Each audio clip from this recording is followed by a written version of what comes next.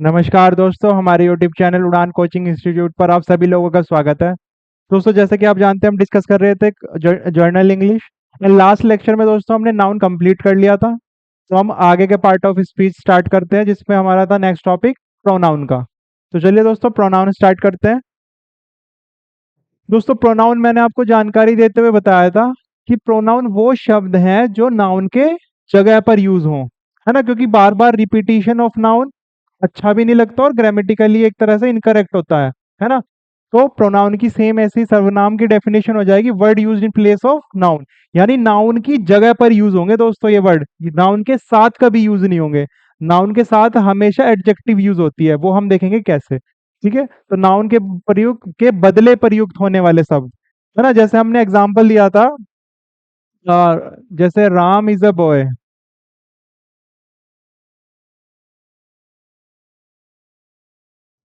Ram is my student. Ram is very intelligent. ठीक है, and so on. ऐसे ही हम अगर आगे आगे ऐसे ही लिखते जाएं तो सेंटेंसेस को, तो ऐसा लगा Ram is a boy, Ram एक अलग लड़का है। Ram is my student, Ram मेरा स्टूडेंट है ना। ये राम अलग है, ये राम अलग है। Ram is very intelligent, Ram बहुत इंटेलिजेंट है। यानी ऐसा लग रहा है ये तीनों राम अलग अलग हैं। बट वहीं अगर मैं राम को रिप्लेस कर दूं ही से, दूसरे वाले राम को,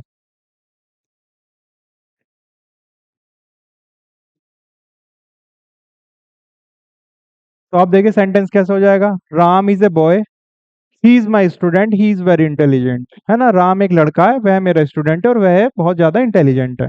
ठीक है, तो मतलब ये पूरा का पूरा क्या हो गया, ये राम के बारे में मैंने सारी चीजें बता दी। और साथ ही क्या हो गया, यहाँ पे हमने नाउन की जगह हमने प्रोनाउन यूज की, तो हमारा सेंटेंस क्या हो गया, ब्यूटीफाई हो गया, है ना। और ग्रामेटिकली भी करेक्ट हो गया, है ना।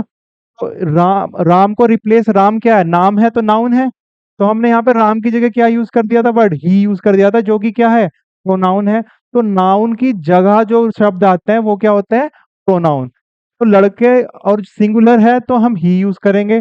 अगर मान लीजिए यहाँ पे लड़की होता, जैसे सीता हो गई, ठीक है, सीता इज ए गर्ल हो जाएगा यहाँ पे। ओके, देन लड़की अगर सिंगुलर है तो हम क्या यूज करेंगे वहां पे, she is my student and she is very intelligent. इस तरह से हम लड़की सिंगुलर के लिए शी यूज करेंगे। अभी हम आगे पढ़ेंगे कि कितने तरह के हमारे प्रोनाउन होते हैं। ठीक है, किन की जगह सिंगुलर के लिए क्या वर्ड यूज होता है, ठीक है, प्लूरल के लिए क्या वर्ड यूज होता है। और फिर हम आगे इसमें काइंड्स में पर्सन्स भी पढ़ेंगे कि यानी कि फर्स्ट पर्सन है, सेकंड पर्सन है, थर्ड पर्सन है, इसी के बिहाफ है, फिर उनके हम रूल्स देखेंगे। ठीक है। ओके, तो नाउन के रिपीटिशन से बचने के लिए ही हम क्या यूज करते हैं, प्रोनाउन। क्यों, क्योंकि बार बार नाउन का रिपीट होना वाक्य की सुंदरता खत्म कर देता है। इसी वजह से हम क्या यूज करते हैं, नाउन के बदले प्रोनाउन का प्रयोग करते हैं। क्लियर। आई थिंक दोस्तों आपको डेफिनेशन तो क्लियर हो गई होगी। चलिए अब इसके प्रकार पढ़ लेते हैं प्रोनाउन के, कितनी तरह की प्रोनाउन होती है। दोस्तों, कोई किसी बुक में आपको 12 तरह की प्रोनाउन दिखेंगी, किसी बुक में 11, या किसी में 10 ही बताएंगे, या किसी में 7-8 ही बताएंगे। तो हम सिर्फ वही प्रोनाउन करेंगे जो कि हमारे एग्जामिनेशन पॉइंट ऑफ व्यू से इंपॉर्टेंट है। ठीक है, तो सबसे पहला काइंड है पर्सनल प्रोनाउन का, यानी कि पुरुषवाचक सर्वनाम। अब पुरुष आ गया तो यानी 3 तरह के पुरुष हम देख पढ़ेंगे इसमें, फर्स्ट, सेकंड और थर्ड। यानी उत्तम पुरुष या प्रथम पुरुष भी कह सकते हैं। ठीक है, second person and third person. ठीक है, तो फर्स्ट पर्सन देख लेते हैं। फर्स्ट यानी कि देखिए, पहला पर्सन क्या होगा, फर्स्ट पर्सन, जैसे मैं बोल रहा हूं, जो बोलेगा, ठीक है, जो कि बोल रहा होगा वो होगा फर्स्ट पर्सन। दूसरा पर्सन वो होगा जो सुन रहा होगा, यानी जो पहला बोल रहा है उसको जो सुन रहा होगा, जैसे इस टाइम पे मैं बोल रहा हूँ, है ना। तो मैं क्या हो गया, मैं फर्स्ट पर्सन हो गया। ओके, आप सब सुन रहे हो तो आप क्या सब हो गए, आप सेकंड पर्सन हो गए। ठीक है, अब तीसरा पर्सन को है जिसकी बात चल रही हो, जैसे मैंने एग्जाम्पल में यहाँ पे राम लिया था, तो राम एक तीसरा पर्सन हो गया, है ना। मैं बोल रहा हूँ तो फर्स्ट पर्सन, तुम सुन रहे हो सेकंड पर्सन। अब मैंने राम का एग्जाम्पल लिया तो राम क्या हो गया, राम एक थर्ड पर्सन हो गया, यानी जो तीसरे के बारे में बात हो रही हो तो होता है वो थर्ड पर्सन। अब इनके लिए हम वर्ड क्या यूज करते हैं ना, प्रोनाउन का, वो देख लेते हैं हम। ठीक है, जैसे मैं तुम्हें पढ़ा रहा हूं, तो सेंटेंस क्या बनेगा? I am teaching you. I am teaching you. ठीक है, या फिर मैं ऐसे यही तो बोलूंगा। जैसे अगर दूसरा एग्जांपल लें, मैंने लिखा माई नेम इज अर्जुन। ठीक है, अर्जुन इज अ टीचर।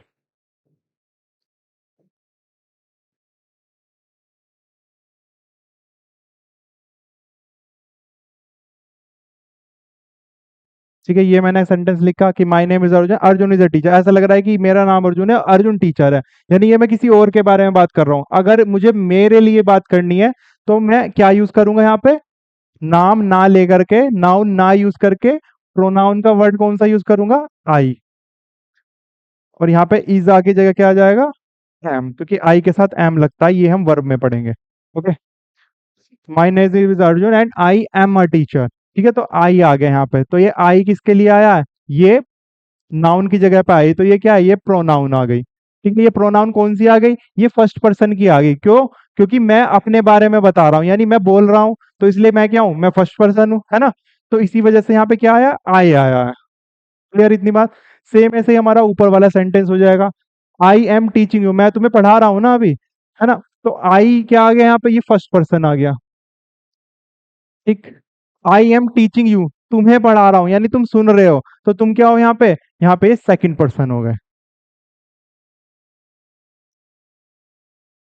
ठीक है, अगर मान लीजिए मैं राम को पढ़ा रहा था, तो उसके लिए सेंटेंस क्या बनेगा? I am teaching Ram. या नाउन नहीं यूज करना मुझे, तो सेकंड पर्सन के राम के लिए, यानी वह का यूज करूंगा मैं राम के लिए। ठीक है, तो वह का जो हमारा ऑब्जेक्टिव केस बनेगा, वो बनेगा him. I am teaching him. अभी हम पढ़ेंगे कि ये जो फर्स्ट पर्सन है, सेकंड पर्सन है और थर्ड पर्सन है, ये जब किसी सेंटेंस में सब्जेक्ट के रूप में आए, यानी नॉमिनेटिव केस में आए। मैंने आपको केस करा रखा है ना? लास्ट लेक्चर में हमने केस ही पढ़ा था, nominative, accusative and possessive case. ठीक है, ऐसे ही सेम केस हमारे प्रोनाउन के लिए होते हैं। यानी जब किसी सेंटेंस में प्रोनाउन एज ए सब्जेक्ट के रूप में आ रही हो, तो उसमें नॉमिनेटिव केस यूज होगा। किसी सेंटेंस में ऑब्जेक्ट के रूप में आ रही हो, तो उसमें एक्यूजेटिव या ऑब्जेक्टिव केस यूज होगा। या कहीं पे हम अधिकार दर्शा रहे हो, तो उसमें पोसेसिव केस यूज होगा। ठीक है, अब वो केस कब कब यूज होंगे? और दोस्तों, एक और बात, नाउन कभी चेंज नहीं होती, है ना? नाउन कभी चेंज नहीं होती कभी भी सेंटेंस में, चाहे वो सब्जेक्ट में आ जाए या एज अ ऑब्जेक्ट में आ जाए, प्रोनाउन होती है। ठीक है, ये भी हम देखेंगे। ओके, तो चलिए देखते हैं कि कब कब हमारे फर्स्ट पर्सन के लिए कौन सी प्रोनाउन यूज होगी, एज सब्जेक्ट में आ रहे हो या एज ऑब्जेक्ट में आ रहे हो। ठीक है, सेकंड पर्सन के लिए कब कब यूज होगी या कौन सी यूज होगी। ठीक है, और थर्ड पर्सन के लिए कौन सी यूज होगी, सब्जेक्ट में और ऑब्जेक्ट में जब आ रही हो प्रोनाउन। ओके, तो ये हमारे एग्जांपल हैं इसके पर्सनल प्रोनाउन के। आए का मैंने बता दिया, आए जब भी सब्जेक्टिव केस में आए, ठीक है, तो क्या यूज होगा? आई यूज होगा फर्स्ट पर्सन के लिए। ठीक है, मी जब ऑब्जेक्ट केस में आए, अभी हम एग्जाम्पल से समझेंगे। ठीक है, वी वी तब यूज होगा जब एज अ सब्जेक्ट केस आ रहा प्लूरल के लिए। ठीक है, इसमें हमें तीन चीजें करनी है, देखनी है। ठीक है, पहला पर्सन कौन सा है? फर्स्ट है, सेकंड है, थर्ड है। सेकंड पॉइंट हमें देखना है कि वो एज अ सब्जेक्टिव केस आ रहा है या ऑब्जेक्टिव केस आ रहा है, यानी नॉमिनेटिव केस आ रहा है या एक्यूजेटिव केस आ रहा है। ठीक है, एंड तीसरा सिंगुलर आ रहा है या प्लूरल आ रहा है। ठीक है, तो ये तीन चीजें हमें ध्यान में रखनी है। ओके, सेम ऐसे वी क्या होगा? सब्जेक्टिव केस होगा प्लूरल का। ओके, बस हो जाएगा ऑब्जेक्टिव केस प्लूरल का। यू दोस्तों सेम रहता है, यानी जो सेकंड पर्सन है, वो चाहे आप सब्जेक्ट में ले लो या एज एन ऑब्जेक्ट ले लो, तो यू का यू ही रहेगा। या सिंगुलर में ले लो या प्लूरल में ले लो, यू का यू ही रहना है। ओके, ये भी हम देखेंगे। ही सिंगुलर सब्जेक्ट केस में, ही सिंगुलर सब्जेक्ट केस में, हिम सिंगुलर ऑब्जेक्ट केस में, हर सिंगुलर ऑब्जेक्ट केस में, इट। दोस्तों, ये जो इट है ना, ये बेसिकली क्या है? ये थर्ड पर्सन है, लेकिन ये यूज होता है कोई भी नॉन लिविंग थिंग के लिए। नॉन लिविंग थिंग्स के लिए या फिर एनिमल्स के लिए। ठीक है, वो मैं बताऊंगा कि किस लिए यूज होता है। ठीक है, जैसे मान लीजिए ये पेन का ही एग्जांपल ले लेता हूं, तो मैं क्या बोलूंगा इसको, it is a pen. It is a pen, है ना। जैसे ही शी और इट का ही एग्जांपल ले लेते हैं, जैसे किसी लड़के को बताना हो तो मैं क्या लिखूंगा, ही इज अ बॉय। या लड़की के लिए क्या लिखा जाएगा, शी इज अ गर्ल। और कोई भी निर्जीव वस्तु है तो क्या लिखा जाएगा, इट इज अ पेन। ठीक है, अगर मान लीजिए कोई जानवर है, जैसे हम काऊ का एग्जांपल लिखते थे, तो हम क्या लिखते थे ऐसे में काऊ के, the cow is a pet animal, it has 4 legs। है ना, यही तो लिखते थे। अब ये देखिए, द काउ एक पेट एनिमल है, इट हैज 4 legs, तो ये इट क्या यूज हुई है, किसकी जगह यूज हुआ है, काउ की जगह यूज हुआ है ना। तो एनिमल्स के लिए भी क्या यूज करते हैं हम, इट। ठीक है, इतना ध्यान रखिएगा, एनिमल्स और जो निर्जीव वस्तुएं यानी जो नॉन लिविंग थिंग्स हैं उनकी जगह हम क्या यूज करते हैं, इट, जब भी हमें प्रोनाउन यूज करनी हो। ठीक है, दे उन सब के लिए जो थर्ड पर्सन में आते हैं, उन सब के लिए दे यूज करते हैं। एंड सब्जेक्टिव केस में, ठीक है, यानी प्लूरल के केस में। और प्लूरल के केस में जो ऑब्जेक्ट में आ रहा है तो देम यूज करेंगे। ठीक है, अभी हम इनको एग्जांपल से समझते हैं कि कब कब क्या क्या यूज करना है और किस तरह से करना है। ठीक है, अब ये देखिए, अब टेबल है। ठीक है, अभी मैंने बता दिया कि फर्स्ट पर्सन का नॉमिनेटिव केस में आई और वी। आई अगर सिंगुलर है, वी करेंगे जैसे प्लूरल हो जाएगा। ठीक है। जैसे अगर मैं एग्जांपल लूं, अब वैसे मैंने अपना लिया था तो क्या कह रहा था मैंने, कि आई एम आ टीचर, मैं एक टीचर हूँ। ठीक है, अगर हमारी जो उड़ान की पूरी टीम है, हम सब कहें कि हम सभी टीचर्स हैं, है ना, तो हमारा एग्जाम्पल क्या बन जाएगा, वी आर टीचर्स। है ना, यही बनेगा। तो हम सब के लिए यानी प्लूरल फॉर्म आ गई, बहुवचन आ गया, तो वी यूज किया। ठीक है, तो वी के लिए आर आती है जो कि प्लूरल वर्ब है, एंड देन फिर we are teachers. Okay, clear हुआ। तो यहाँ पे आप जानते हैं, नॉमिनेटिव केस क्या होगा मेरा, सब्जेक्टिव केस होगा, है ना। कौन सा होगा, सब्जेक्टिव केस होगा। एक्यूजेटिव हो जाएगा ऑब्जेक्टिव केस। आप जानते हैं कोई भी शब्द वर्ब से पहले आता है ना। या हम क्या लगा के देखते हैं उसमें, हम हु लगा के देखते हैं, है ना, किसी भी सेंटेंस के वर्ब से पहले, है ना, हु लगा के देखते हैं वर्ब से पहले, ताकि हमें क्या पता लग जाए, सब्जेक्ट पता लग जाए। तो सब्जेक्ट केस कैसे पता लगेगा, हमें हु लगा के वर्ब से पहले, है ना। और सेम ऐसे ऑब्जेक्टिव केस कैसे पता लगाते हैं हम किसी सेंटेंस में, कि वो जो शब्द है वो ऑब्जेक्टिव केस में आया, उसमें हम हुम लगाते हैं वर्ब के बाद में, है ना, हुम और व्हाट, मैं आपको बताया हुआ है लास्ट लेक्चर में। ठीक है, तो ऐसे ही ये केसेस हैं। तो सब्जेक्ट की केस में आती है, अगर सब्जेक्ट एज अ सब्जेक्ट आती है किसी सेंटेंस में प्रोनाउन, तो हम ये वर्ड्स यूज करेंगे। फर्स्ट पर्सन के लिए आई और बी, वो भी सिंगुलर प्लूरल। ठीक है, सेकंड पर्सन के लिए यू ही रहेगा, सेम ऐसे ही इसका सब्जेक्टिव ऑब्जेक्टिव के सेम ही रहेगा। ओके, अभी एग्जांपल देख लेते हैं, जैसे हमने आई और वी का तो देख लिया, अभी यू का देख लेते हैं। जैसे मैंने एग्जांपल लिया, आई एम टीचिंग यू, या यू आर माई स्टूडेंट। ठीक है ना,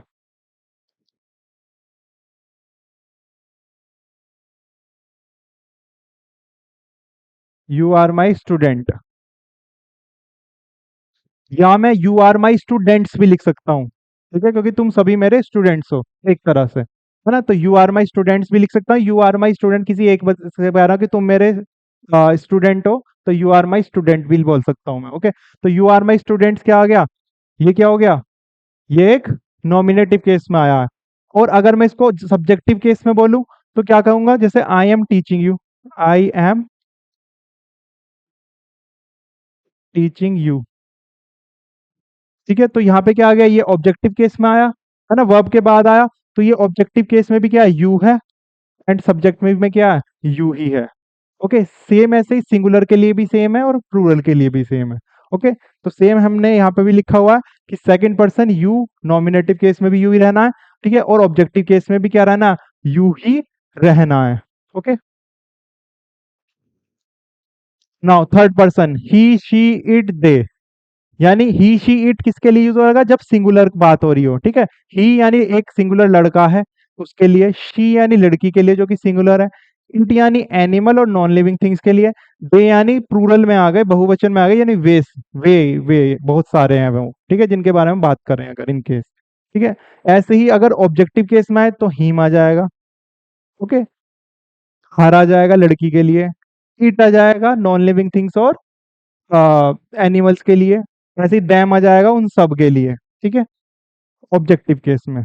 अभी हम इतना ही देखते हैं, पोसेसिव केस बाद में देखेंगे। ओके। चलिए इनके एग्जाम्पल से समझ लेते हैं। जैसे मैंने सिंपल एक एग्जाम्पल लिया,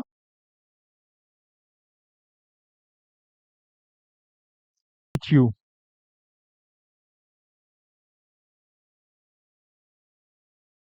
ठीक है, अब देखो मैंने यहाँ पे सब्जेक्टिव केस में आई यूज किया है, क्योंकि हम अगर नॉमिनेटिव सब्जेक्टिव केस में होगा तो आई आएगा। ठीक है। और एक्यूजेटिव केस में सेकंड पर्सन के लिए यू आएगा। सेम ऐसे ही अगर मैं बोलूं, अगर मैं कहूं I teach him, I teach him, तो हिम क्या है, ऑब्जेक्टिव केस है, तो ऑब्जेक्टिव केस में क्या आएगा, हिम का हिम आएगा ऑब्जेक्टिव केस में। ओके। अब इसका हम मान लीजिए उल्टा करते हैं कि मैं तुम्हें पढ़ाता हूं की जगह तुम मेरे द्वारा पढ़ाए जाते हो, तो उसका क्या बनेगा, यू पहले आ जाएगा और ये सब्जेक्ट का जहां पहुंच जाएगा, ऑब्जेक्टिव केस में पहुंच जाएगा। ठीक है, तो इसका सेंटेंस क्या होगा, आई टीच यू का यू आर टॉट, ये थर्ड फॉर्म आई है, ये हम वर्ब में पढ़ेंगे। ठीक है, टॉट बाय। अब बाय, अब आए वहां पे क्या आ रहा था, सब्जेक्टिव केस में आ रहा था, लेकिन अब क्या हो गया, वो ऑब्जेक्टिव केस में हो गया। ऑब्जेक्टिव केस में क्या आता है, ऑब्जेक्टिव केस में आएगा क्या हो जाएगा, मी हो जाएगा। ठीक है, तो यू आर टॉट बाय मी। ठीक है। नाउ आई टीच हिम, अब आप जानते हैं, देखो यहाँ पे ये ऑब्जेक्टिव केस में था यू, लेकिन यहाँ पे क्या आ गया, ये सब्जेक्ट में बन गया। तो यू का सब्जेक्ट क्या था, यू का सब्जेक्ट भी यू ही रहेगा, लेकिन हिम का सब्जेक्ट क्या हो जाएगा, ही हो जाएगा। तो इसी वजह से यहाँ पे क्या हो जाएगा, आई टीच हिम का ही इज टॉट बाय मी, है ना, मी तो रहेगा क्योंकि आया था वहां पे। ओके। अभी एक और एग्जांपल लेता हूं मैं, जैसे ही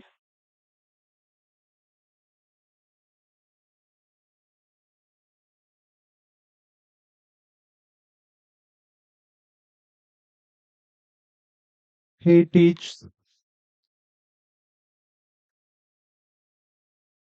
देम। ठीक है, वह उनको पढ़ाता है। अब देम क्या है, ये ऑब्जेक्टिव में आए तो इसलिए देम लगा। अगर मैं इसका उल्टा करूं, they are taught by him. Clear हुई दोस्तों। तो ही का क्या बन जाएगा ऑब्जेक्ट में, हिम। दे का क्या बन जाएगा, देम। सेम ऐसे ही ये हमारी जो ये टेबल है, ये मैंने ये लिखा है कि नॉमिनेटिव सब्जेक्ट में आएंगे तो ये सब यूज होंगे, ये सिंगुलर के लिए, ये प्लूरल के लिए। और अगर ऑब्जेक्टिव केस में आए तो him her it as a objective में आएंगे, और सेम ऐसे ही दैम हो जाएगा दे का। ओके, तो इस तरह से आप इनको यूज करना है। ठीक है। अभी पॉसेसिव केस दोस्तों नेक्स्ट करेंगे, पहले हम फर्स्ट पर्सन, सेकंड पर्सन और थर्ड पर्सन को रूल्स पढ़ेंगे, उसके बाद फिर हम पॉसेसिव केस देखेंगे, यानी अधिकार जिसमें शो हो। ठीक है, जैसे माइन, आर्स, यूअर्स हो गया, हिज हर्स हो गया, देयर्स हो गया। ओके, फिर हम उनको देखते हैं। चलिए नेक्स्ट।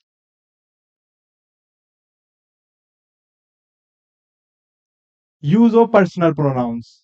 ठीक है, पर्सनल यानी व्यक्तिवाचक, जिसमें हमारे first, second and third person थे, वो उनके लिए क्या वर्ड यूज होते हैं, और ऑब्जेक्ट में कैसे यूज होते हैं, और एज अ सब्जेक्ट कैसे यूज होते हैं, सिंगुलर के लिए क्या होते हैं, प्लूरल के क्या होते हैं, ये हमने अच्छे से देख लिया है। अब हम इसके रूल्स पढ़ते हैं। ठीक है। किसी सेंटेंस के वर्ब के पहले प्रोनाउन का प्रयोग हो तो वह नॉमिनेटिव केस में होगा, ये मैं आपको बता ही चुका हूं, है ना। वर्ब के पहले किसी प्रोनाउन का यूज होगा तो वो कैसे होगा, एज अ नॉमिनेटिव केस में होगा। सिंपल। जैसे जैसे आई टीच यू लिया था मैंने एग्जांपल, है ना। आई टीच यू, आई क्या हो गया, वर्ब से पहले आया है तो सिंपल क्या होगा, ये नॉमिनेटिव केस होगा। अगर प्रोनाउन का प्रयोग वर्ब के बाद में हो तो ऑब्जेक्टिव केस आएगा। सेम इसका उल्टा कर देंगे, यू आर टॉट बाय मी। अब ये आई का क्या हो गया, मी बन गया, तो ये क्या बन गया, ये ऑब्जेक्टिव केस में बन गया, है ना। ये मैं आपको बता ही चुका हूं अच्छे से। चलिए नेक्स्ट। जब विभिन्न प्रोनाउन एक ही सेंटेंस में प्रयुक्त हो और किसी बुरी बात का आभास ना हो, दोस्तों ये बहुत इंपॉर्टेंट पॉइंट है, इसको जरूर ध्यान रखना। अगर हमने तीनों पर्सन एक ही सेंटेंस में यूज कर लिया, यानी जैसे तीनों पर्सन का मतलब है फर्स्ट पर्सन, यानी आई भी आ गया, ठीक है, या ठीक है आई भी आ गया, वी के लिए अलग रूल है ना, सिंगुलर के लिए बात हो रही है यहाँ पे, ठीक है दोस्तों, ये क्या हो रही है, सिंगुलर के लिए ये बात हो रही है, ठीक है, सिंगुलर के लिए ये रूल लगेगा, ध्यान रखना। जैसे आई भी आ गया, यू भी आ गया और ही भी आ गया एक ही सेंटेंस में, तो उसमें फॉलो क्या करेंगे हम, रूल 2 3 1 का। 2 3 1 का जैसे अगर किसी बुरी बात का आभास ना हो रहा हो, यानी पहले टू आएगा, यानी पहले यू आएगा, उसके बाद थ्री थर्ड पर्सन यानी ही आएगा या शी आएगा, ठीक है, एंड देन उसके बाद फर्स्ट पर्सन आएगा यानी आई आएगा। ओके, जैसे एग्जाम्पल देख लेते हैं हम।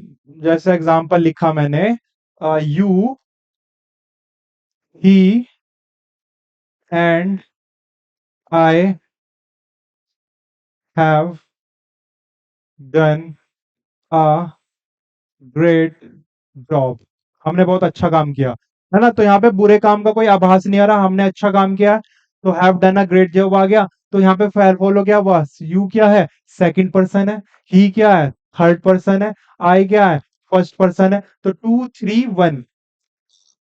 अगर किसी बुरी बात का आभास ना हो और सिंगुलर हो और तीनों पर्सन एक ही सेंटेंस में आ रहे हो, तो 2 3 1 का होगा। या अगर मान लीजिए दो पर्सन भी आ रहे हैं ना, तो भी टू पहले आएगा, थ्री बाद में आएगा और उसके बाद में आई आएगा। जैसे 3 और 1 हो रहे हो तो ही एंड आई आएगा, ठीक है। अगर 2 एंड 1 हो रहे हो तो यू एंड आई आएगा, ठीक है। अगर सेकंड एंड थर्ड ही हो तो यू एंड ही आएगा, ठीक है। तो इनमें कंफ्यूज मत होना। अगर सिंगुलर है, बुरी बात का आभास नहीं हो रहा, तो 2 3 1 फॉलो रखना है आपको पैटर्न। क्लियर इतनी बात।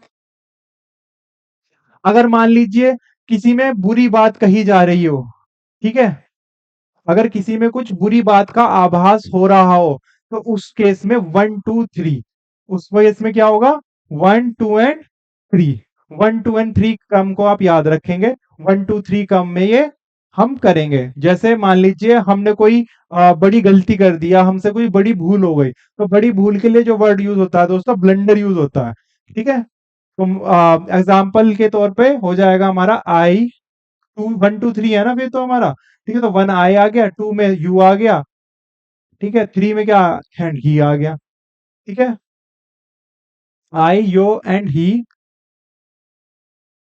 हैव मेड अ ब्लंडर, ठीक है, ब्लंडर होती है बहुत बड़ी भूल, तो ये बुरी बात का ऐसा आभास आ गया इसमें, तो इसी वजह से क्या फॉलो होगा, हमारा first second and third rule follow होगा। क्लियर दोस्तों। चलिए ये रूल मेरे ख्याल से आपको क्लियर है। अब दोस्तों अगर इनकेस हम प्लूरल की बात करें,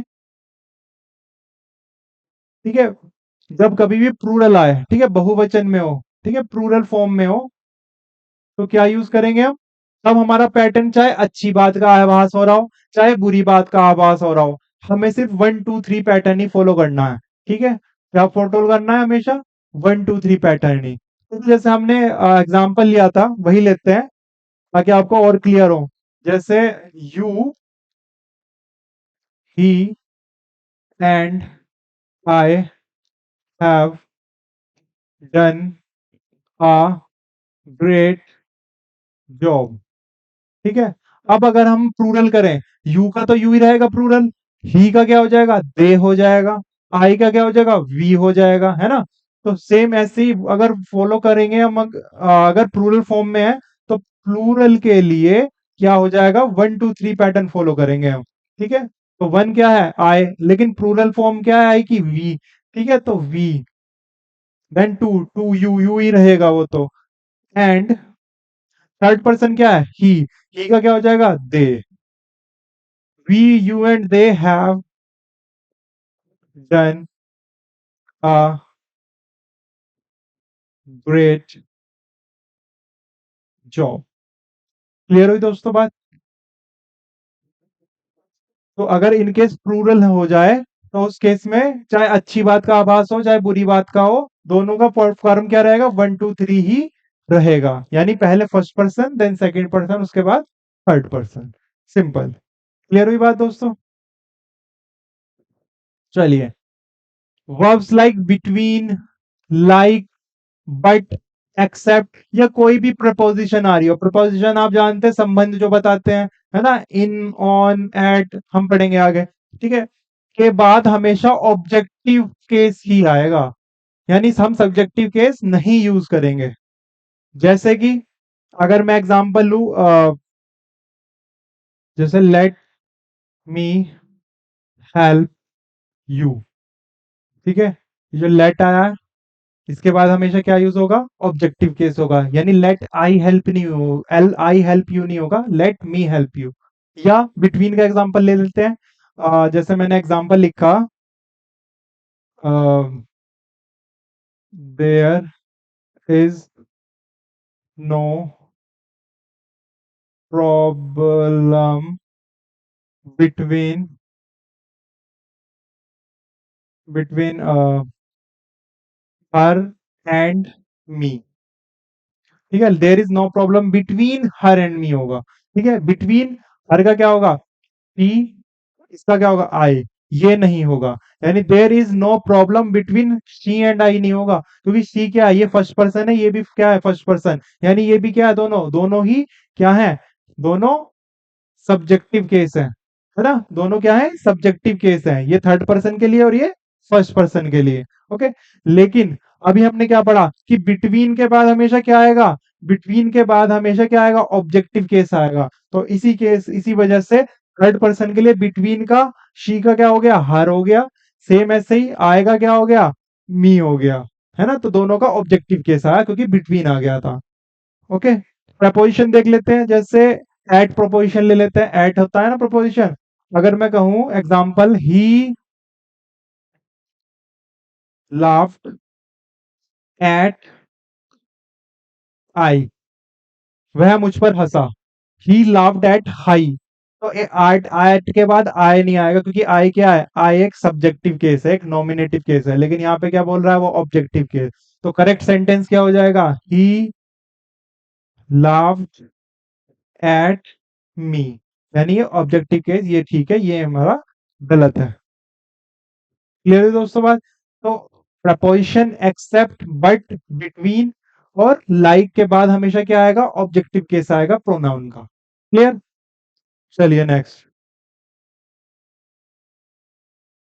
यदि दो नॉमिनेटिव्स के बीच तुलना हो, यानी किसी में कंपैरिजन हो रहा हो, किस किस वर्ड को यूज करके, एज और देन, तो उसके बाद क्या आ जाएगा, नॉमिनेटिव केस आएगा प्रोनाउन का, अगर दोनों नॉमिनेटिव केस के बीच में तुलना हो रही हो तो। ठीक है, लेकिन अगर दो ऑब्जेक्ट्स के बीच में तुलना हो रही हो, तो उस केस में एज देन के बाद ऑब्जेक्टिव केस। दोस्तों ये बहुत इंपॉर्टेंट पॉइंट है और बहुत ही ज्यादा कंफ्यूजिंग पॉइंट भी है, क्योंकि हमें ये देखना है, अगर दो नॉमिनेटिव्स के बीच में कंपैरिजन है, तो देन और एज के बाद हमेशा नॉमिनेटिव केस आएगा। ठीक है, अगर इन केस दो ऑब्जेक्ट्स के बीच में कंपैरिजन हो रही हो एज और देन के साथ ही, उस केस में क्या होगा, उस केस में फिर ऑब्जेक्टिव केस आएगा, ना कि नॉमिनेटिव केस। ठीक है, इसको बहुत अच्छे से समझते हैं हम। जैसे मैंने एग्जांपल लिखा, he is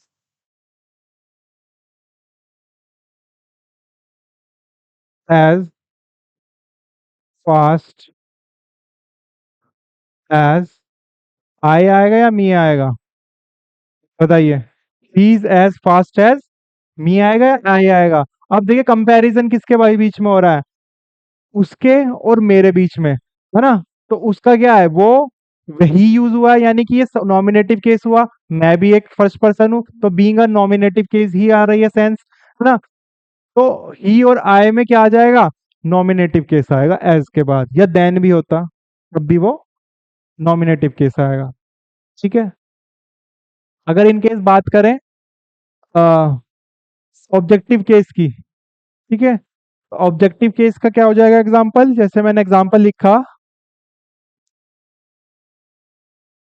I know you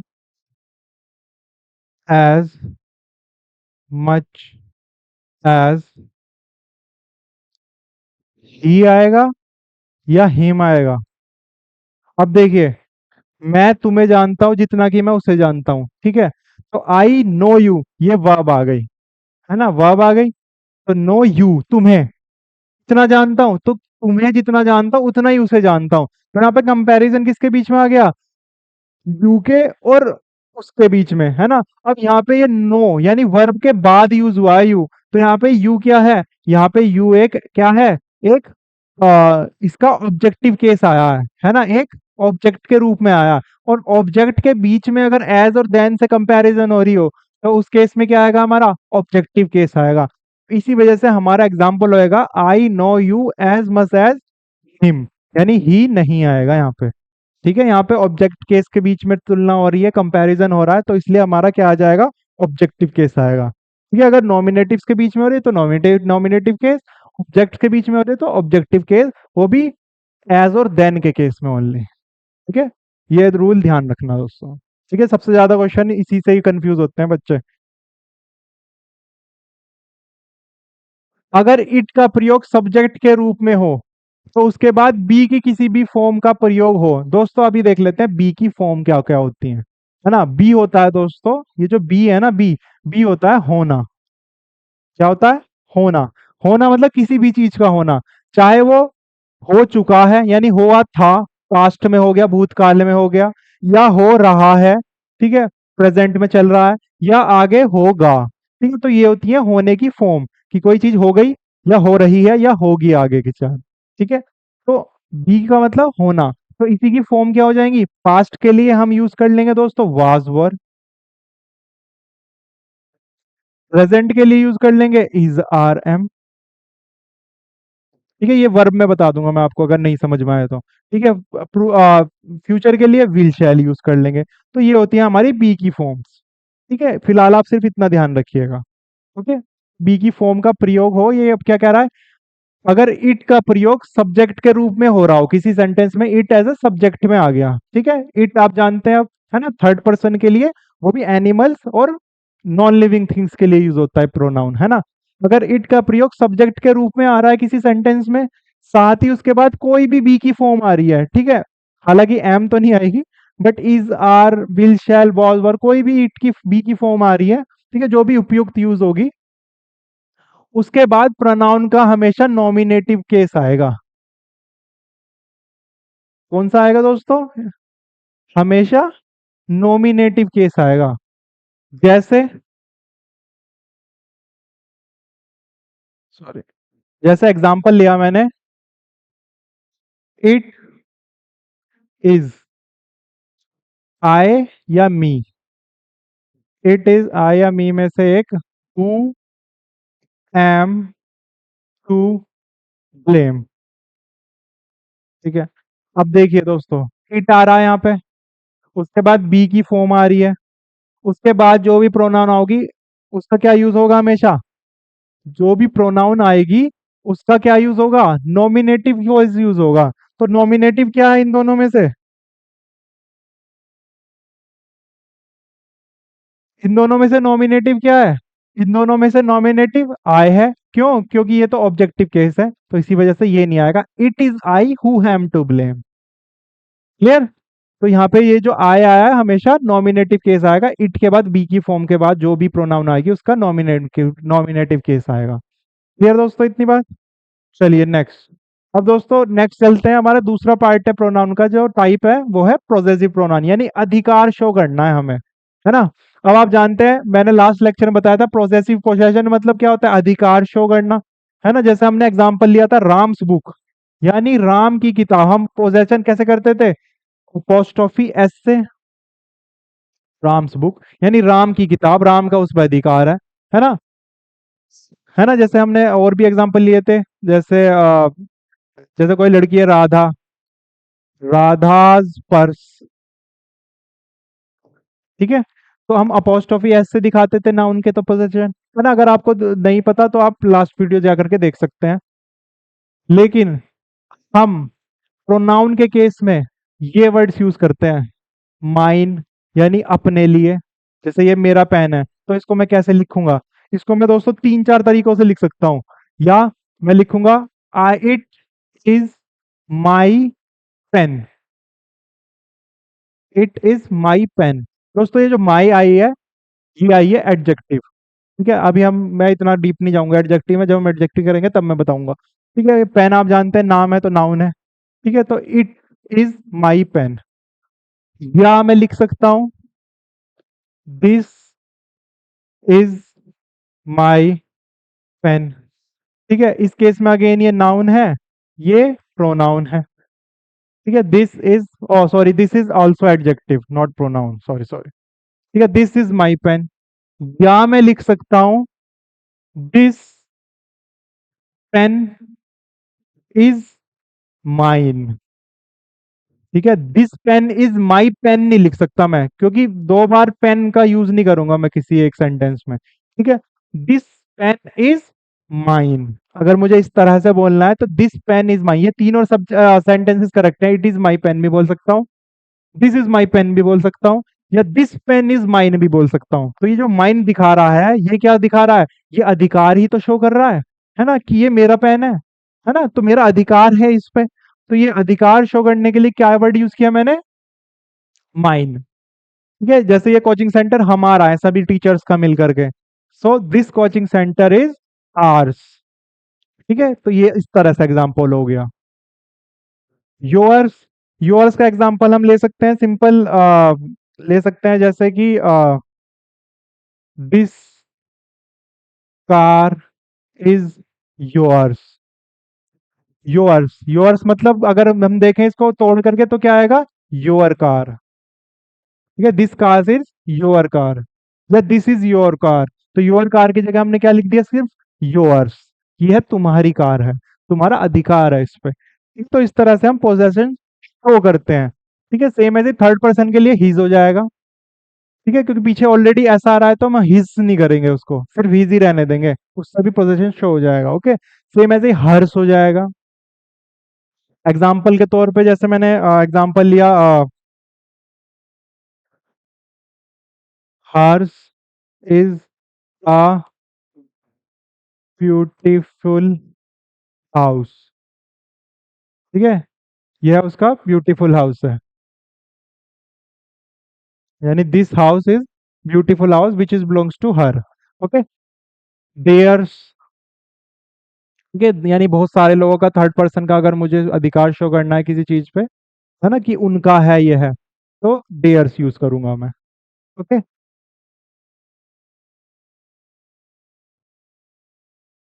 चलिए दोस्तों नेक्स्ट पॉजेसिव प्रोनाउन के यूज देख लेते हैं, यानी रूल्स देख लेते हैं कि किस कब कब हम यूज करेंगे पॉजेसिव प्रोनाउन और किस वे में करेंगे। ओके, चलिए, जैसे नॉमिनेटिव केस तो आप इनको जानते ही हैं, है ना। ये फर्स्ट पर्सन के लिए हो गया, ये सिंगुलर के लिए, ये प्लूरल के लिए। ठीक है, ये अगेन, ये सेकंड पर्सन के लिए हो गया, सिंगुलर प्लूरल दोनों के लिए। ही शी इट सिंगुलर के लिए, ठीक है, third person. And they plural के लिए, अगेन थर्ड पर्सन। ठीक है, सेम ऐसे ही पॉजेसिव मेरा क्या हो जाएगा? माइन हो जाएगा। हमारा क्या हो जाएगा? यानी हम का क्या हो जाएगा? हमारा हो जाएगा। यू का क्या हो जाएगा? तुम्हारा हो जाएगा। ही का क्या हो जाएगा? उसका हो जाएगा। शी का भी हर्ष हो जाएगा। इट का, अब आप जानते हैं दोस्तों इट किसके लिए यूज हो रहा था? या तो एनिमल्स के लिए यूज हो रहा था या नॉन लिविंग थिंग्स के लिए यूज हो रहा था, है ना। हाँ, मैंने लास्ट लेक्चर में बताया था आपको कि जो नॉन लिविंग थिंग्स है उसका अधिकार नहीं होता किसी चीज पे, क्योंकि वो बता ही नहीं पाएगा कि मेरा अधिकार है इसमें, है ना। उसका रिलेशन होता है जिसको हम ऑफ से डिनोट करते हैं। ठीक है, सेम ऐसे ही एनिमल के केस में, अब एनिमल आ गई, ये थोड़ी ना कहेगा, अगर मान लो कोई डॉग है, उसका आपने बच्चा उठा लिया, तो ये कह नहीं कहेगा कि मेरा बच्चा दे दो मुझे, ये बोलेगा थोड़ी ना, हालांकि वो पीछे आएगा, बट वो कह कुछ नहीं सकता। तो वो अपना अधिकार इतना शो नहीं कर पाएगा अच्छे से। इसी वजह से इट का जो पोजेशन शो करने वाली प्रोनाउन है वो है ही नहीं। ठीक है, इट्स नहीं होता। अगर इट्स लगाना है तो फिर वो क्या बन जाएगी? वो एडजेक्टिव बन जाएगी। क्या बन जाएगी? वो एडजेक्टिव बन जाएगी। ठीक है, तो इसलिए हम पोजेसिव प्रोनाउन हमारी इट की होती ही नहीं है। ओके, सेम ऐसे दे का क्या हो जाएगा? देयर्स हो जाएगा। क्लियर। अभी एडजेक्टिव को हम स्किप कर देते हैं, एडजेक्टिव हम जब एडजेक्टिव करेंगे तब देख लेंगे। ओके, चलिए अब थोड़े रूल्स की ओर बढ़ते हैं। पोजेसिव प्रोनाउन का प्रयोग नाउन के पहले नहीं होता। पोजेसिव प्रोनाउन का प्रयोग नाउन के पहले नहीं होता। जैसे एग्जांपल ले लेते हैं, सिंपल ले लेते हैं, जैसे मैंने एक सेंटेंस लिखा,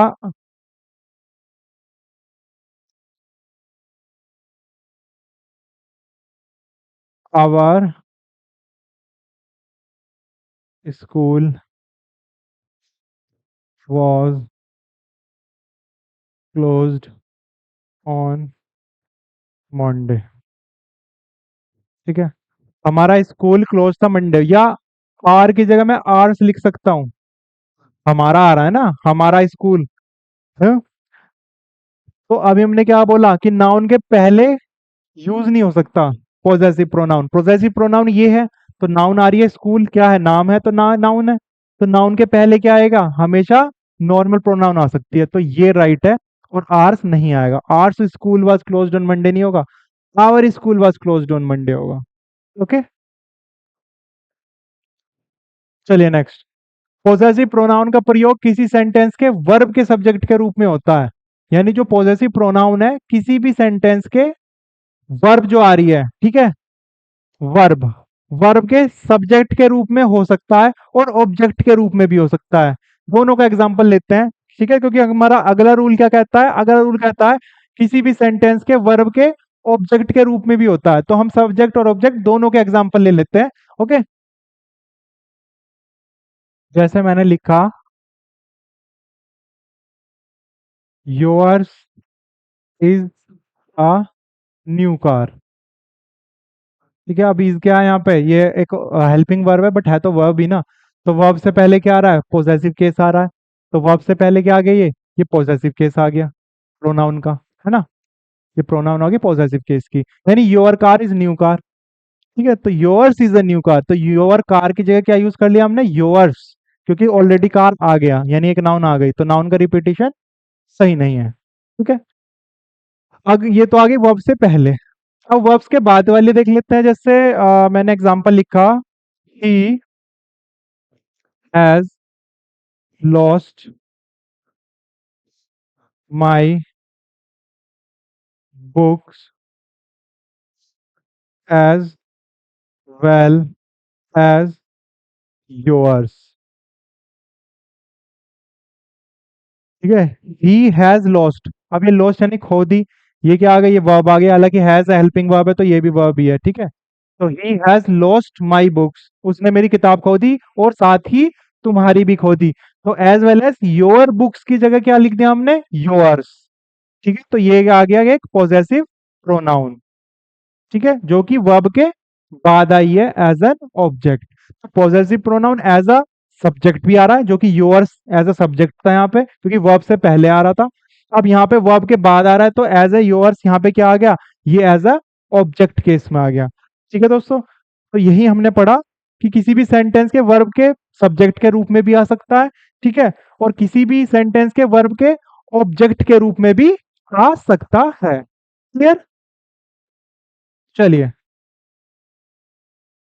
पोजेसिव प्रोनाउन का प्रयोग किसी सेंटेंस में प्रपोजिशन के ऑब्जेक्ट के रूप में होता है। ठीक है, प्रपोजिशन के ऑब्जेक्ट के रूप में, ठीक है, किसी भी सेंटेंस में। अब प्रपोजिशन आनी जरूरी है, तो हम एक एग्जांपल ले लेते हैं। जैसे मैंने एग्जांपल लिखा, your house is better than mine. My house की जगह मैंने क्या कर दिया, mine, your house is better than mine. अब देन क्या है यहाँ पे, यहाँ पे ये प्रपोजिशन है। ठीक है, तो माइन आ गया, ये एक प्रोपोजेसिव प्रोनाउन आ गई। ठीक है, तो पोजेसिव प्रोनाउन सेंटेंस के प्रपोजिशन के बाद जो आ रहा है, यानी उसके ऑब्जेक्ट के रूप में भी हम यूज करते हैं। ओके, चलिए नेक्स्ट रूल की ओर बढ़ते हैं। दोस्तों ये कुछ हमारे वर्ड्स हैं, जैसे सेपरेशन हो गया, लीव हो गया, एक्सक्यूज हो गया, मेंशन हो गया, ठीक है, रिपोर्ट हो गया, पार्डन हो गया, ठीक है, साइट एंड फेवर। इस केस में क्या यूज होगा, पोसेसिव केस यूज नहीं होगा, यानी नॉमिनेटिव यूज होगा। ठीक है, पोसेसिव केस का प्रयोग क्या हो जाएगा, गलत हो जाएगा। जैसे हम नॉर्मली बोल लेते हैं पीपल्स को, जैसे मैंने बोला एग्जांपल के तौर पे, आई नीड योर फेवर। ठीक है, आई नीड योर फेवर। ठीक है, तो हम यहाँ पे आई नीड योर्स फेवर नहीं कर सकते, आई नीड योर्स फेवर नहीं कर सकते, ये गलत हो जाएगा। हम अगर सही लिखना है तो क्या करेंगे, आई नीड फेवर ऑफ लिख सकते हैं, I need favour of you, या हम लिख सकते हैं I need favour from you. ठीक है, तो फेवर ऑफ यू आएगा या फेवर फ्रॉम यू आएगा, दोनों सही हैं इस केस में। ठीक है, लेकिन आई नीड योर्स फेवर नहीं आएगा। ठीक है, क्योंकि पॉजेसिव प्रोनाउन का फेवर के साथ यूज करना क्या है, गलत है। क्लियर दोस्तों बात। चलिए पॉजेसिव प्रोनाउन के भी अब हो जाते हैं हमारे इसी के साथ डन। अब नेक्स्ट प्रोनाउन का टाइप आता है रिफ्लेक्सिव प्रोनाउन, यानी इसका मतलब है अपने आप को, क्या है, अपने आप को, यानी निजवाचक। क्या है दोस्तों, अपने आप को, यानी ये अपने आप को दर्शाना होता है इसमें। तो इसी वजह से जैसे मेरा माई था, है ना, तो माई सेल्फ, सेल्फ लगा देते हैं इसमें अंत में। ठीक है, जैसे माई सेल्फ हो गया, यानी अपने आप को दर्शाना। ठीक है, ऐसे ही आवर, यानी बहुत सारे आगे। आप जानते हैं हमने सेल्फ का क्या करा था, अगर पीछे एफ आ रहा हो तो एफ हटा करके वीईएस जोड़ दो, है ना, तो सेल्स हो जाएगा। तो ऐसे ही प्लूरल के लिए, यानी सिंगुलर से प्लूरल बनाने का हमारा रूल था ना ये, कि एफ या एफ ई आ रहा हो किसी उसमें वर्ड में, तो उसको एफ ई या एफ को हटा करके वीईएस जोड़ दो, तो सिंगुलर से प्लूरल बन जाता था, है ना। तो सेम ऐसे ही माई सेल्फ हो गया तो आर सेल्स हो जाएगा प्लूरल फॉर्म, योर सेल्फ हो गया तो योर सेल्स हो जाएगा प्लूरल फॉर्म।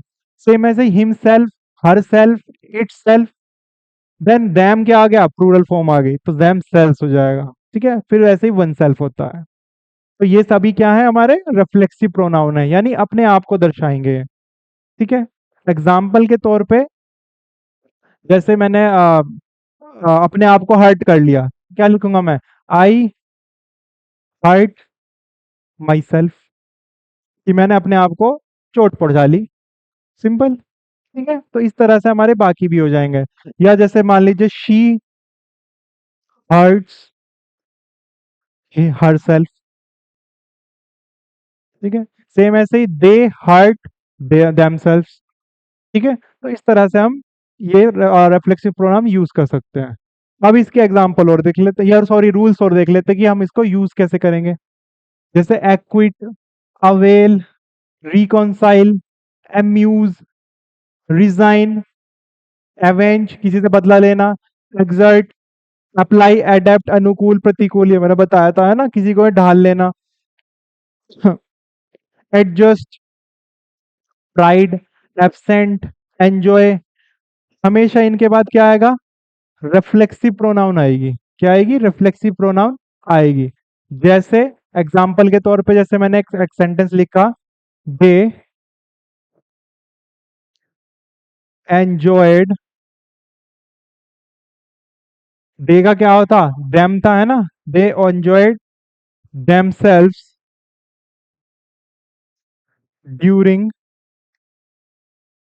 वेकेशन। ठीक है, एंजॉय आ गया। ठीक है, तो एंजॉय के साथ हमेशा क्या आएगी, रिफ्लेक्सिव प्रोनाउन आएगी। यानी अगर मैं ये लिखता दे एंजॉयड ड्यूरिंग वेकेशन तो गलत हो जाएगा सेंटेंस, दे एंजॉयड themselves ड्यूरिंग वेकेशन, क्योंकि उन्होंने आपस में ही एंजॉय किया ना, छुट्टियों के जगह, छुट्टियों के टाइम पे, वेकेशन के टाइम पर, तो दे एंजॉयड themselves ड्यूरिंग वेकेशन। ठीक है, तो इसलिए ये रिफ्लेक्सिव प्रोनाउन आई है इसमें। क्लियर दोस्तों। Next, keep, stop, turn, qualify, bathe, move, rest and hide, इनके साथ रिफ्लेक्सिव प्रोनाउन यूज नहीं होता। ठीक है, इनके साथ कभी यूज मत करना।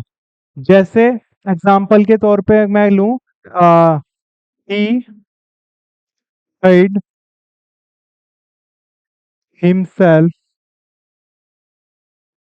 in the room, कि उसने खुद को छुपा लिया, तो ये गलत है, यहाँ पे हिमसेल्फ नहीं आएगा। ही hid in the room, simple. ठीक है, क्योंकि हाइड के साथ क्या आता है, रिफ्लेक्सिव प्रोनाउन नहीं आएगा। तो ये आपको ध्यान में रखने हैं ये वर्ड्स। ओके, तो हिमसेल्फ को हटा दो तो ही हाइड इन द रूम, वह रूम में जाए छुप गया। ओके, अब आता है दोस्तों डिस्ट्रीब्यूटिव प्रोनाउन। यानी इसमें क्या होता है, इसमें आ, मान लीजिए कुछ पर्सन में से एक को निकाल के उसको छोड़ करके बाकी सब के बारे में अलग बात बोल दो, या बाकी सब में से एक को निकाल के उसको हमने एक्सक्लूड कर दिया, एक तरह से एक्सेप्ट बना दिया उसको, ठीक है, उसको अलग कर दिया। तो अलग करने के लिए हमने उसको क्या कर दिया, उसको डिस्ट्रीब्यूट, यानी अलग अलग, एक तरह से बोध हो जिसमें अलग अलग के बारे में, ठीक है, या तो हम सभी को एक साथ इकट्ठा ले लें, या उन सब में से किसी एक को अलग करके उसकी कोई विशेष बात बता दें। तो इन चीजों के लिए हमारे क्या, एक तरह से हमने उसको डिस्ट्रीब्यूट कर दिया है ना। तो डिस्ट्रीब्यूट यानी व्यष्टिवाचक, तो हमने डिस्ट्रीब्यूट कर दिया, तो उस केस में हम ये वाले वर्ड्स यूज करेंगे, ये वाले प्रोनाउंस यूज होते हैं, जैसे ईच हो गया, ईदर हो गया, नीदर हो गया, एवरी हो गया, नन हो गया। ओके, तो ये हमारे क्या है, डिस्ट्रीब्यूटिव प्रोनाउन। अब ये भी देख लेते हैं इनका यूज कैसे होता है। ईदर का प्रयोग दो में से कोई एक के अर्थ में होता है। यानी मान लीजिए दो हैं, जैसे मेरे पास दो पेन है, ठीक है, दो पेन है, दोनों में से एक लाल है, एक लाल पेन है, तो मेरा एग्जाम्पल क्या हो जाएगा, सेंटेंस क्या हो जाएगा,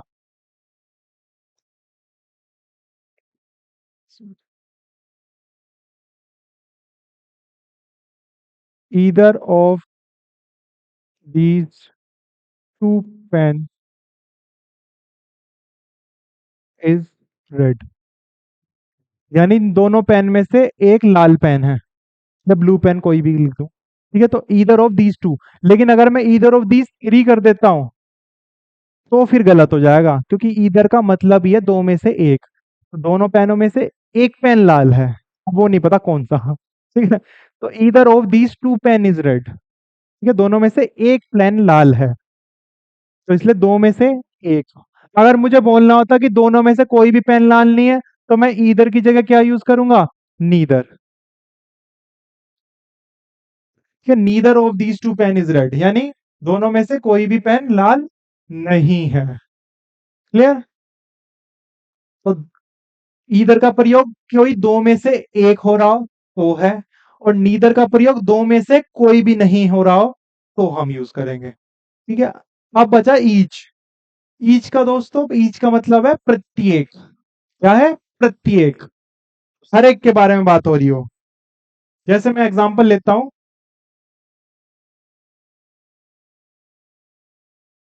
each of the boys has his own book, ठीक है, यानी प्रत्येक लड़के के पास उसकी बुक है ना, तो हर एक, तो ईच कब यूज होगा, प्रत्येक के लिए, ठीक है, जब हर एक की बात हो रही हो, ठीक है, प्रत्येक के लिए क्या यूज होगा, each, each of the boys, यानी हर एक लड़के के पास उसकी खुद की किताब है, has his own book. Clear.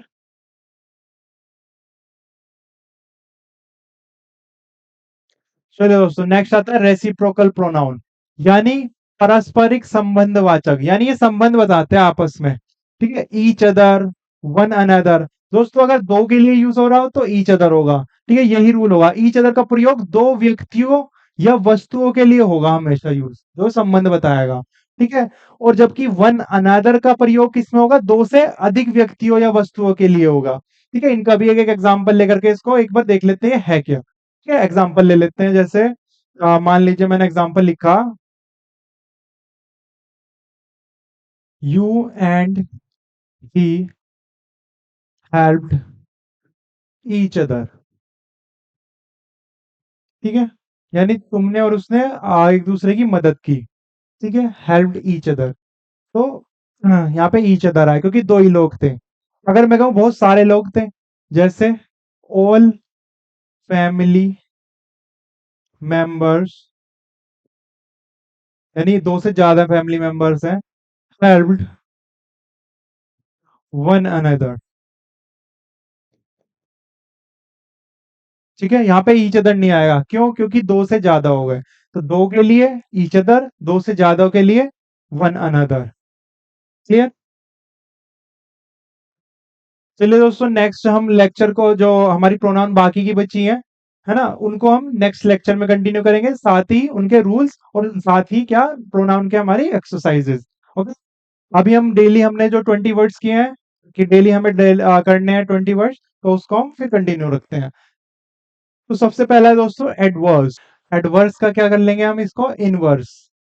Inverse होता है दोस्तों उल्टा कर देना, है ना? कोई भी चीज अच्छी चल रही है उसका उल्टा क्या हो जाएगा, बुरा हो जाएगा, है ना? तो इसलिए एडवर्स क्या हो जाएगा, विपरीत।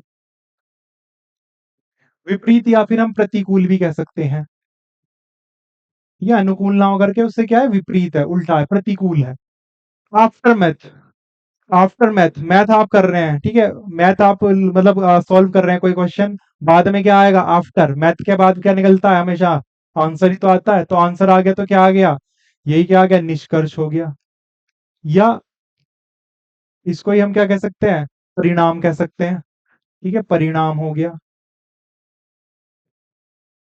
आघास्ट, आपके सामने घोस्ट आ जाए, क्या आ जाए, घोस्ट आ जाए, भूत आ गया, तो आप क्या करेंगे, आप एकदम भौचक्के रह जाएंगे कि क्या करें, है ना? तो भौचक्का रह जाना।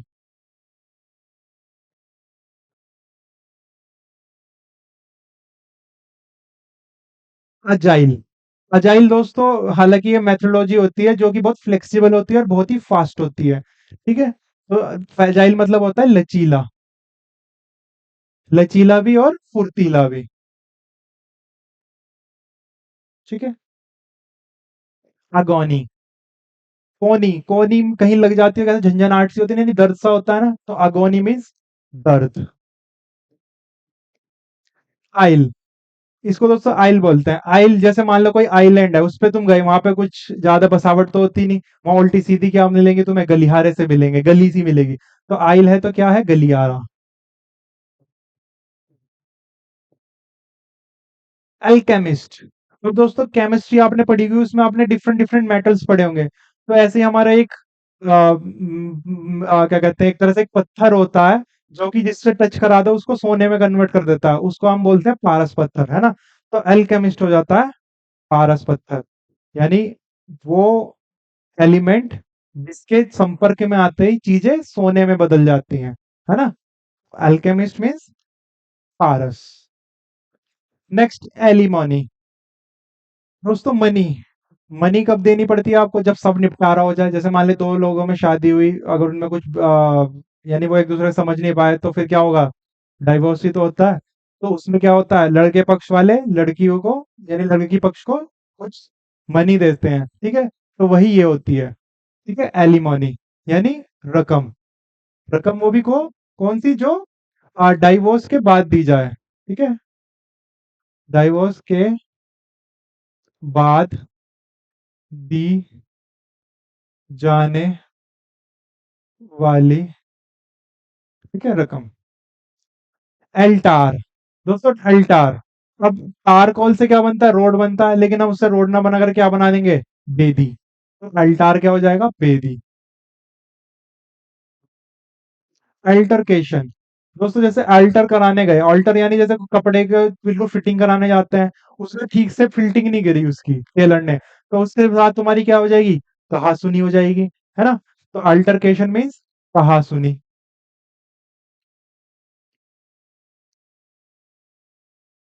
एम्बिगियस, एम्बिगियस का आप जानते ही होंगे, यानी कि अस्पष्ट।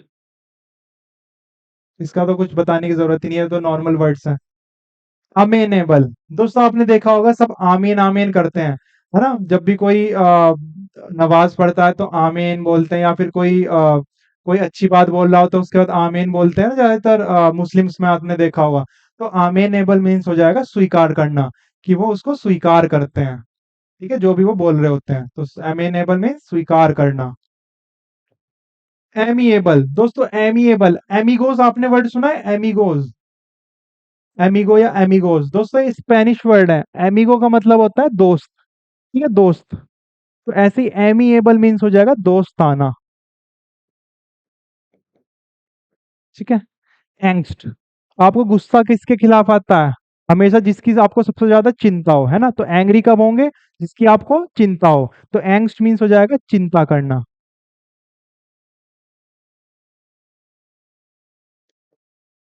एंग्विश, गुस्सा तो आ रहा है लेकिन कुछ नहीं कर पा रहे, तो उसके बाद क्या करेंगे? पीड़ा ही सहेंगे जो हो रही है ना? तो एंग्विश मीन्स पीड़ा। एनोटेट, नोट करना, तो यानी किसी के बारे में नोट करने, यानी उसकी क्या लिखना? व्याख्या लिखना। तो एनोटेट क्या हो जाएगी? व्याख्या हो जाएगी।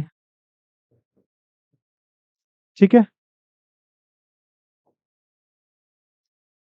एनोनिमस, अब दोस्तों आपने देखा होगा कि एनोनिमस नाम से कोई मेल आ जाए किसी को, उनको हैकर बोलते हैं ना, जो हैकर्स होते हैं वो ज्यादातर एनोनिमस नाम से भेजते हैं। तो एनिमस मीन्स गुमनाम। एंटीसीडेंट, अब दोस्तों आप जानते हो एंसिस्टर्स किसको बोलते हैं हम? एंसिस्टर्स हमारे पूर्वजों को बोलते हैं। तो उसी से ये वर्ड है एंटीसीडेंट, यानी कि पूर्वगामी। क्या है दोस्तों? पूर्वगामी। पाथी, दोस्तों अपाथी यानी जिस पाथ पे आप जा रहे हो उससे क्या भटक गए, है ना? भटक गए तो यानी अपने इंटरेस्ट के पाथ पे ना जा करके दूसरे पाथ पे जा रहे हो, तो ये वो कहाँ दिखाएगा, आप दर्शाएगा आपकी उदासीनता। तो अपाथी मीन्स उदासीनता। ठीक है। अब पालिंग, इसको दोस्तों हम थोड़ा फॉलिंग कर लेते हैं, है ना? आप कहीं ऊंचाई से गिरने लगे तो कैसा मंजर होगा वो? बहुत भयावह मंजर होगा, है ना? अपालिंग मीन्स बहुत भयावह। ठीक है दोस्तों। तो चलिए दोस्तों, इसी के साथ हमारे आज की क्लास डन होती है। अगर आपको दोस्तों अच्छी लगी हो वीडियो, प्लीज लाइक कीजिए। कोई भी डाउट हो तो कमेंट कीजिए, अपने दोस्तों के साथ शेयर कीजिए जो भी एग्जाम्स की तैयारी कर रहे हो, इनको इंग्लिश पढ़नी हो। ओके। अगर आपने हमारे चैनल को अभी तक सब्सक्राइब नहीं किया है तो प्लीज सब्सक्राइब जरूर कर दीजिए। That, thank you.